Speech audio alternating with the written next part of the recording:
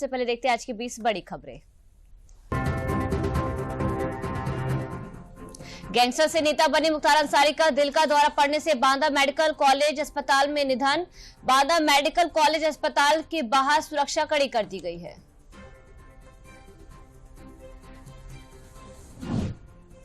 Gangster Mukhtar Ansari की मृत्यु के बाद फिरोजाबाद और अलीगढ़ में सुरक्षा कड़ी कर दी गई है। पुलिस ने इलाके में फ्लैग मार्च भी निकाला।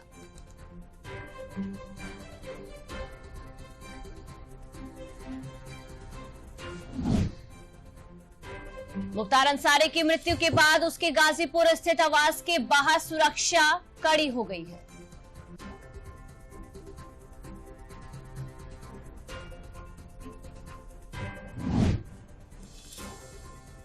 अलीगढ़ में आईजी शलभ माथुर ने कहा, मुख्तार अंसारी की मौत के बाद पूरे प्रदेश में अलर्ट जारी हुआ है। किसी प्रकार की अफवाह ना फैले, इसके लिए सोशल मीडिया पर भी निगरानी रखी जा रही है।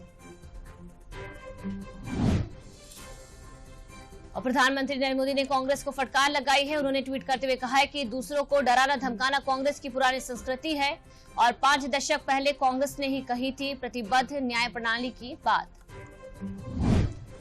हरीश साल्वे समेत देश भर के 600 से ज्यादा वकीलों ने सुप्रीम कोर्ट के न्यायाधीश को लिखी चिट्ठी। न्यायपालिका पर सवाल उठाने पर जताई चिंता, कहा एक विशेष समूह बना रहा है दबाव।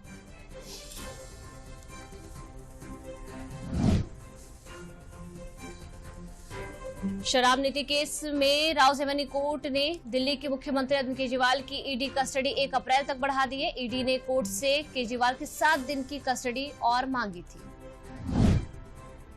सीएम योगी ने सहारनपुर में आयोजित प्रबुद्ध वर्ग सम्मेलन को किया संबोधित। मतदाताओं से इस चुनाव में एनडीए के लिए 400 पार का किया आह्वान। भाजपा प्रत्याशी के पक्ष में वोट करने की अपील की। लोकसभा चुनाव के प्रचार में भाजपा ने ताकत झोंक दी है। सीएम योगी बिजनौर और अमरोहा में प्रबुद्ध वर्ग सम्मेलन में आज होंगे शामिल।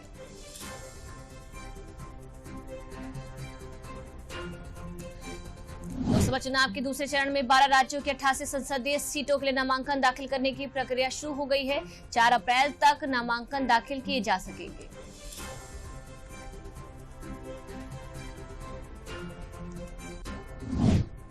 और कांग्रेस ने 8वीं लिस्ट जारी कर दी है। ये उत्तर प्रदेश के लिए कांग्रेस की दूसरी लिस्ट है। इस बार 4 प्रत्याशियों के नाम का ऐलान हुआ है। गाजियाबाद से डॉली शर्मा, महाराजगंज से वीरेंद्र चौधरी, सीतापुर से नकुल दुबे को उम्मीदवार घोषित किया गया। और बीजेपी ने उत्तर प्रदेश में 3 सह प्रभारी नियुक्त किए। दिल्ली, हरियाणा और बिहार के नेताओं को दी गई यूपी में चुनाव प्रबंधन की जिम्मेदारी।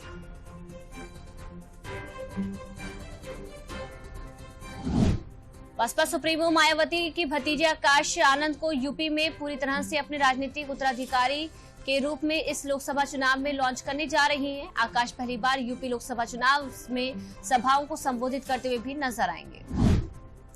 और भारतीय जनता पार्टी की नेता स्मृति ईरानी अपने 4 दिवसीय दौरे के पहले दिन अमेठी पहुंची। अमेठी से लोकसभा से टिकट मिलने के बाद स्मृति ईरानी का ये पहला दौरा है।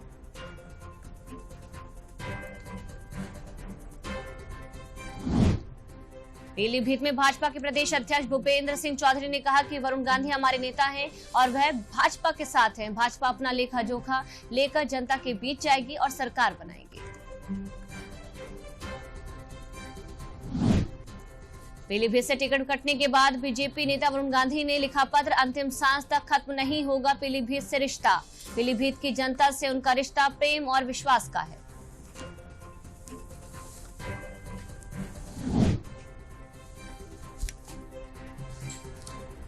माफिया अतीक अहमद की शार्प शूटर बल्ली पंडित को प्रयागराज पुलिस ने किया गिरफ्तार। बल्ली खुलदाबाद के चकिया इलाके में झोले में बम लेकर देखा गया था। कई दिनों से संदिग्ध से कर रहा था मुलाकात।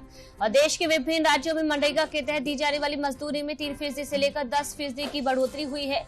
बढ़ी हुई दर के हिसाब से मिलने वाली मजदूरी 1 अप्रैल 2024 से लागू होगी।